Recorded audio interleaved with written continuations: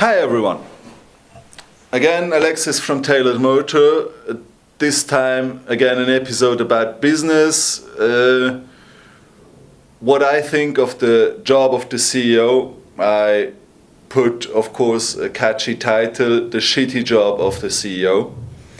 Why is the CEO job a shitty job?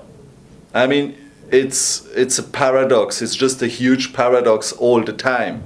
You have to recruit and hire the best people that are smarter than you. Makes sense. You need to make them work a lot and pay them as little as possible because you want the company to survive. If the company spends all money on salaries, company is going bankrupt. I had that. I made that. So I had a company that went bankrupt because of salaries and some rent. Not enough income, so that's the shitty point. And to get the good people without paying them too much and make them work long hours, it's always the dilemma. I mean, it's inhuman to ask for that. If you recruit people, basically whatever company is recruiting someone out of another job is just messing up his life or her life. It's always a mess up of your life if you switch from one job to the next one. So you start messing up the life of someone. About people, what I learned is hire fast and fire quickly. Talk openly. I'm really about looking to have as much communication between the employees and the CEO. There are companies who are working with a team being at the top, but I'm not sure if that works because especially if you have a startup company or if you really want to be an agile company, a fast-moving company, there are always decisions you have to take. And taking the decisions is also, in the end, what you have to do as a CEO. Like any other thing that you don't have someone doing it. I mean, you have people for some tasks, and every task that is not assigned to someone is the task of the CEO in the end. Or it's his task to find someone who can do the job. So you spend most of the time finding people who can work for you, paying them as little as possible. So that's the paradox, as I said. And you have to quickly take decisions, being paralyzed by the fear that a decision may be wrong is certain death for a company. So you have to take decisions. You have to take decisions people don't like, and either you are right and then people start liking your decision, or you're really wrong. Then you have to stand in front of the people, tell them you're sorry, you did a mistake, because that's also part of the job of the CEO. You always take the blame. It's always your fault. You can't blame anyone else, or you're just a bad CEO, a bad boss. And you take a bad decision, you have to quickly react and change and try to save what is not broken yet. There's a great kind of joke going around the internet about the CEO, about good and bad decisions, so I put it here. Where you see, making good decisions comes from experience, experience comes from making bad decisions. So never hesitate to make a decision. Listen carefully to the people you have around you, but they won't take that burden off your shoulders.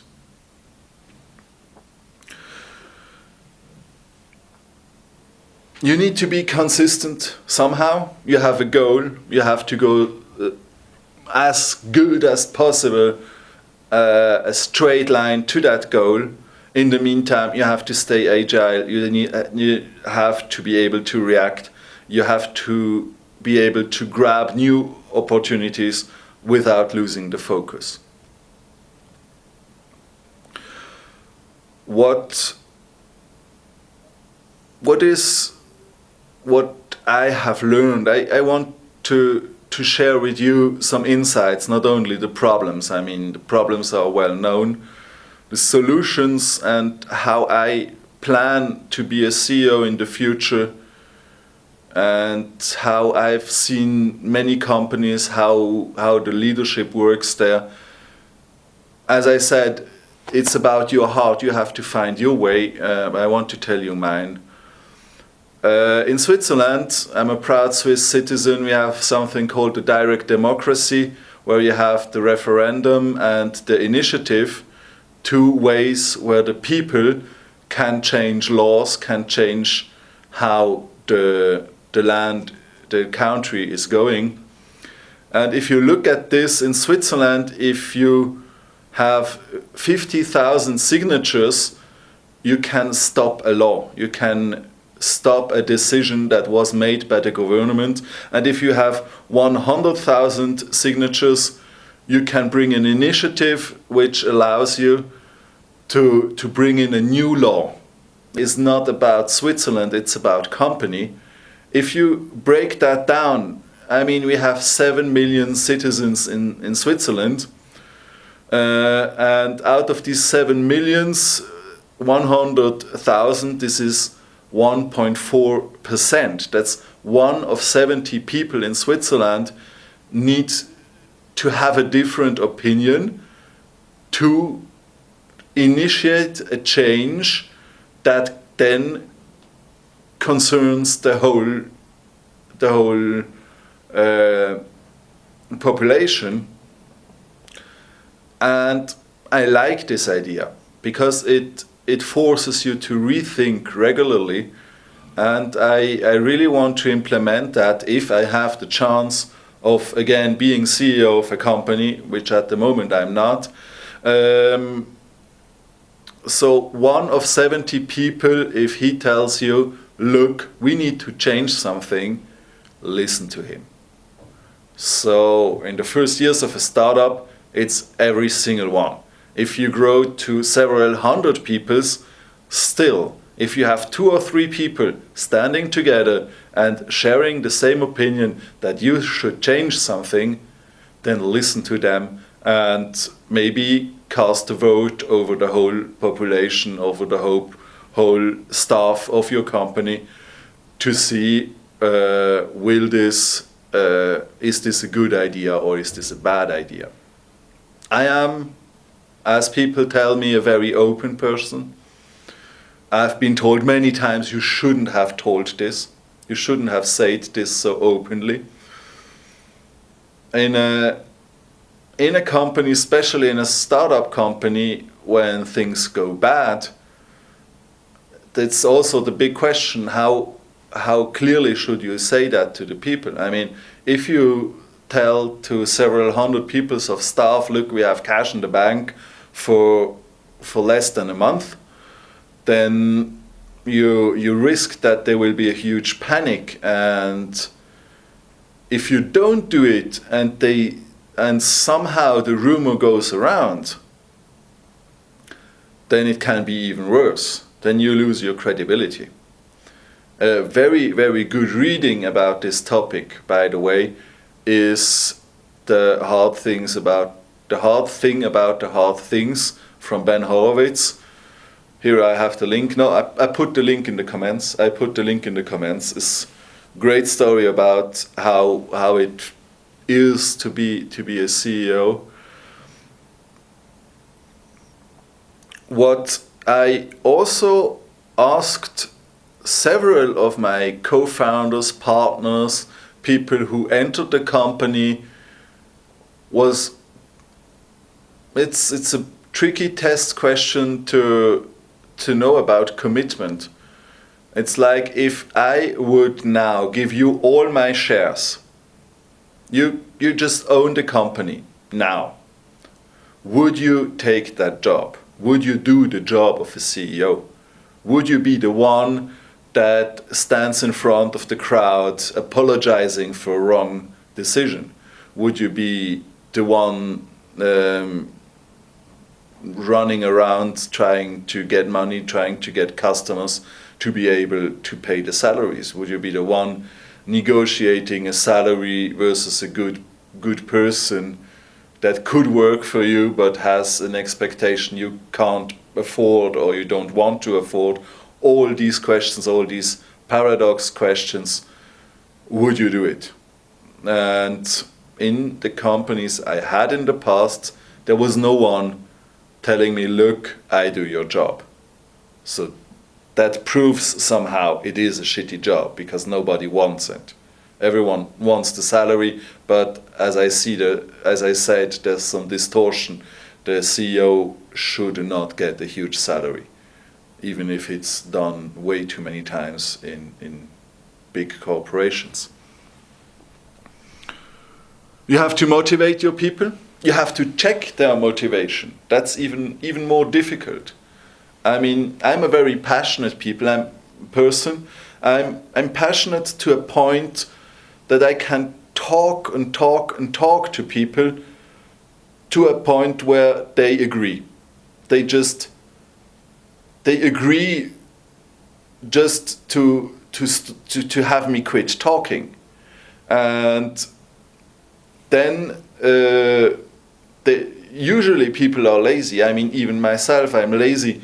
And having a discussion is more work than being okay with something and agreeing. So if you agree, you go the easy way. But how do you notice that someone agrees in front of you, but inside is not okay with that and doesn't know how exactly to tell you I don't agree, or to tell you I have mentally quit?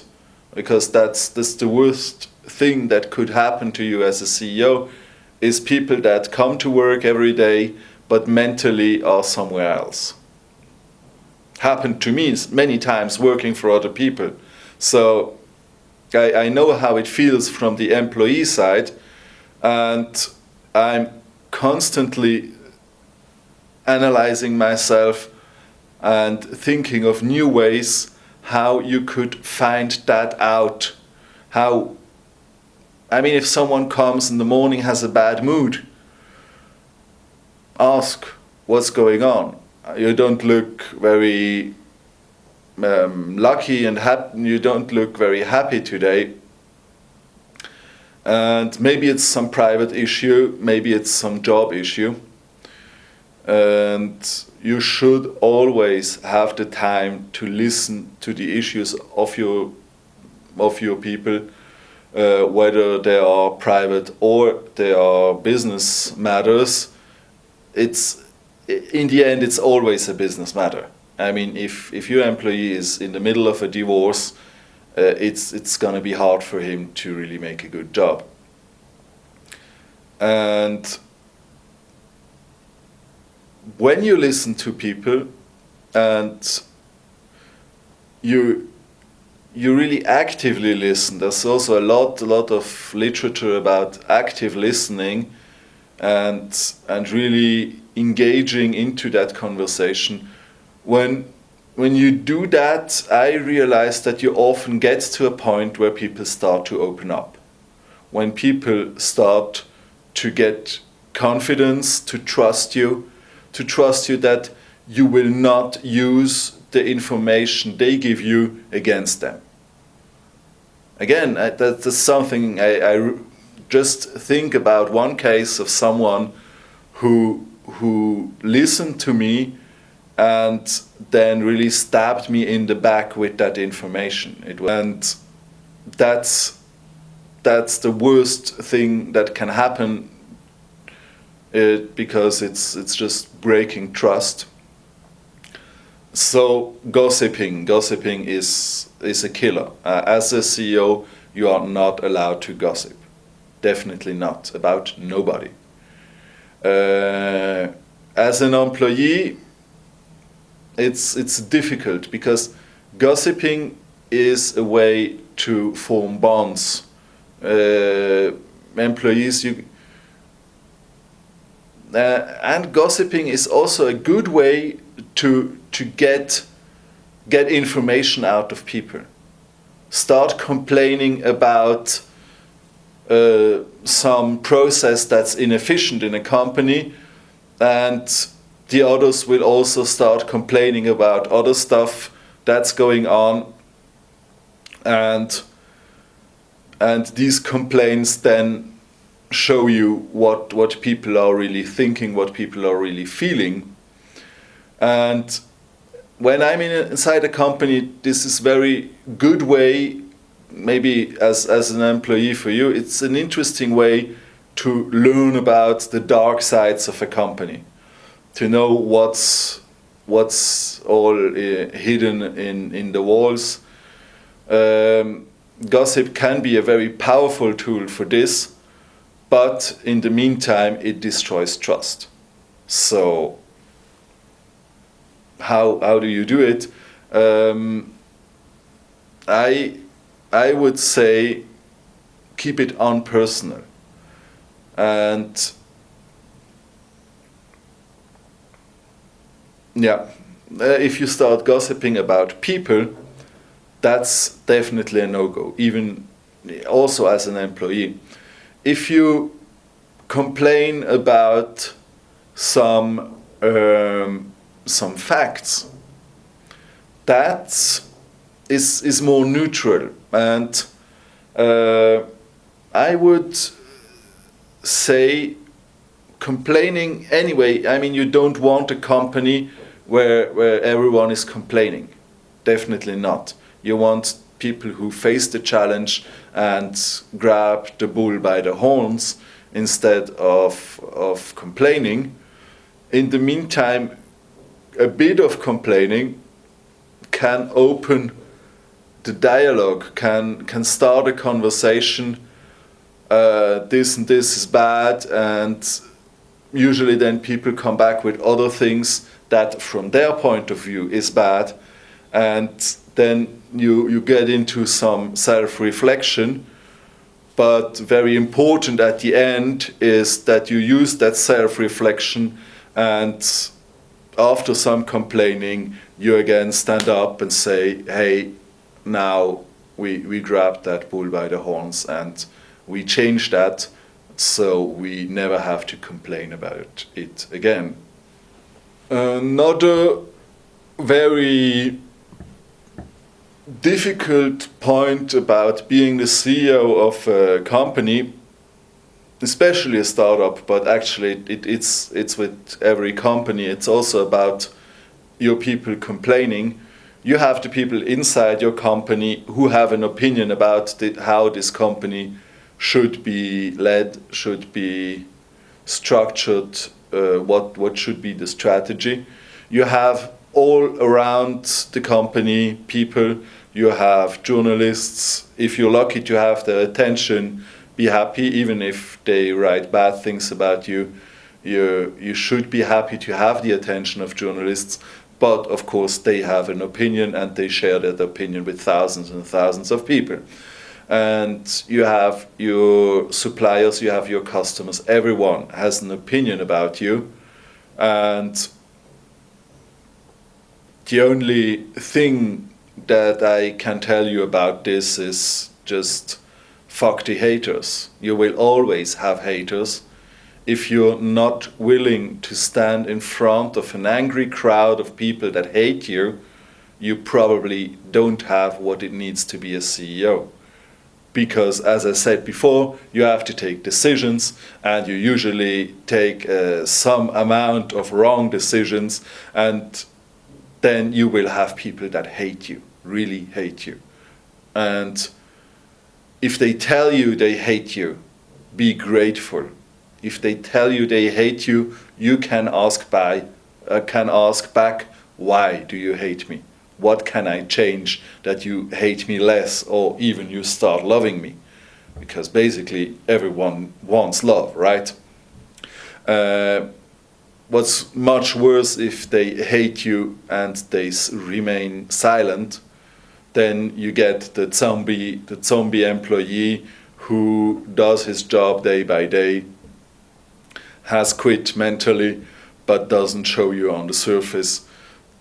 That's my few cents of advice, how I feel the job as a CEO. There is no school about this. Jump in, try it out, listen, think again, and in the end it's gut feeling. It's down here. If you feel it's a good idea, do it, and watch it. Watch it and react. And the more you learn to watch how your decisions have influence on a company, the faster you react, and then you really become a good CEO towards your people and towards your product and so on. Thank you for watching, and bye-bye.